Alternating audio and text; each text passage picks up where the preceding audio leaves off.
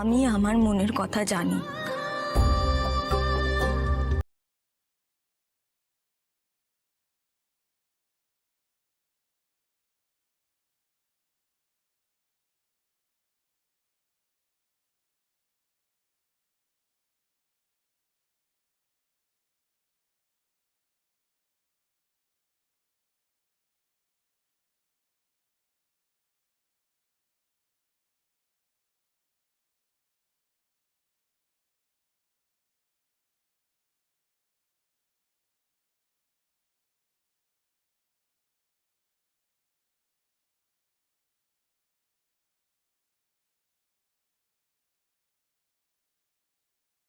তুমিও আমাকে ভালোবাসে।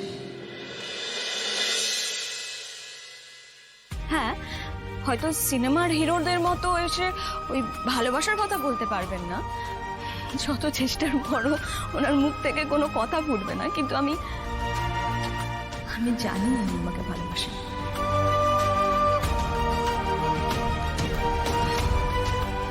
তোর জানাটা যদি ভুল হয় আর আমি যেটা বলছি সেটা ঠিক হোক না, ঠিক আমার কিচ্ছু যায় আসে না তো।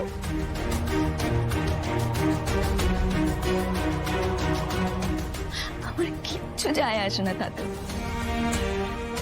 সীতা, আমার ভালোবাসার উপর আমার জোর আছে, এত সহজে সেটা টালমটল হবে না। আর ঋষিতা, তুমি তো আমায় খুব ভালো করেই চেনো। আমি যদি একবার কাউকে ভালোবাসি তাহলে তার জন্য প্রাণও দিয়ে দিতে পারি, আর আমি হিরোবাবুকে ভালোবাসি।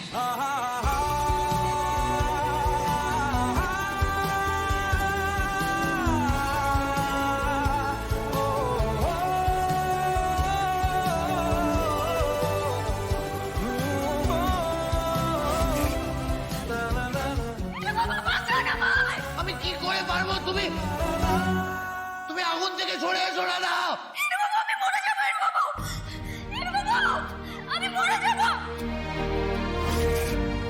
এইবার রাধাকে সম্মান দেওয়ার, মর্যাদা দেওয়ার সময় এসেছে। রাধাকে আমার স্ত্রীর স্বীকৃতি দিতেই হবে। হয়তো সিনেমার হিরোদের মতো এসে ওই ভালোবাসার কথা বলতে পারবেন না, আর ঋষিতা, তুমি তো আমায় খুব ভালো করেই চেনো। আমি যদি একবার কাউকে ভালোবাসি তাহলে তার জন্য প্রাণও দিয়ে দিতে পারি, আর আমি হিরোবাবুকে ভালোবাসি। রাধা আমাকে ভালোবাসে, অথচ জানি না যে আমি ওকে ভালোবাসি কিনা। আদৌ আমি ওকে ব্যবহার করে নিচ্ছি কিনা, আমি যে ওকে মনে মনে স্ত্রীর মর্যাদা দিই, কিচ্ছু জানে না। জানার দরকারও নেই। বোকা আমি। বলে কিনা, গোমরা মুখকে আমি একা কোনোদিনও ছেড়ে যেতে পারবো।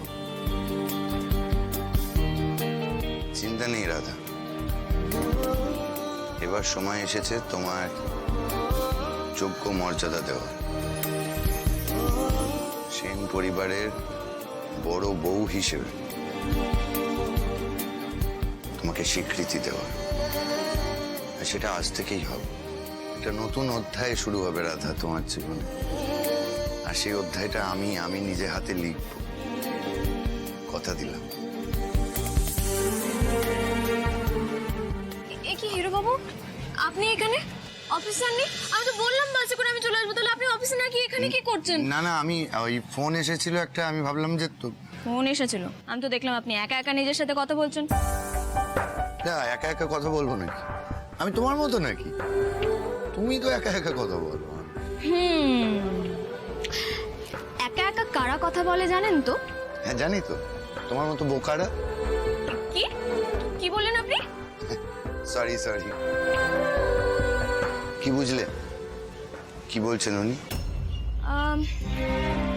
বলছেন তো অনেক কিছুই, অনেক কথাও হলো, তবে উনি কেসটা লড়বেন কিনা সেটা জানাতে আমাদের একটু সময় লাগবে না। বেশ, ঠিক আছে। তোমার যদি পরবর্তীকালে মনে হয় তখন না হয় ঋষির সাথে কথা বলা যাবে, আমি ওকে রাজি করব। এখন না, বাড়ি যাওয়া, অনেক ইম্পর্টেন্ট কাজ আছে। কাজ অফিসে যাওয়ার থেকে আর কি কাজ আছে? আরে এখন তার থেকেও ইম্পর্টেন্ট কাজ বাড়িতে আছে, তুমি বাড়ি যাও। বাড়ি কেন যাব? অফিসে তো আমাদের কত কাজ পড়ে আছে। আর আমি তো কবে থেকে এই দিনটাকে অপেক্ষা করছিলাম যে কবে অফিসে যাব আর কবে অফিসের সব জিনিসপত্র আমি আপনাকে জানাতে পারবো। খামোখা বাড়ি কেন যেতে বলছেন আপনি আমাকে? এত প্রশ্ন করো না রাধা সব সময়। বলছি তো বাড়ি যাও, আমার জন্য অপেক্ষা করো, আমি আসছি। কিন্তু অফিস? আমায় বিশ্বাস করো তো? সবার থেকে বেশি। ভরসা আছে তো আমার উপর? নিজের থেকেও বেশি। তাহলে যেটা বলছি শোনো, এখন আমি উঠে দাঁড়াতে পেরেছি, সব সামলে নেব।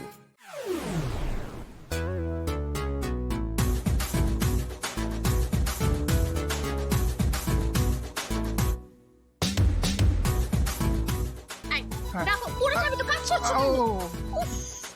তো মানে কি হলো? হাত সরাও। আমাকে একটু নেল পলিশ করে দাও। ইস, এই যে নখগুলো দেখেছো? তোমার এই থ্যাবড়া থ্যাবড়া আঙ্গুলে আমার নেল পলিশ লাগিয়ে নষ্ট করতে পারলাম না। সরি, দাও না, একটা আঙুলে দাও। পারলাম না।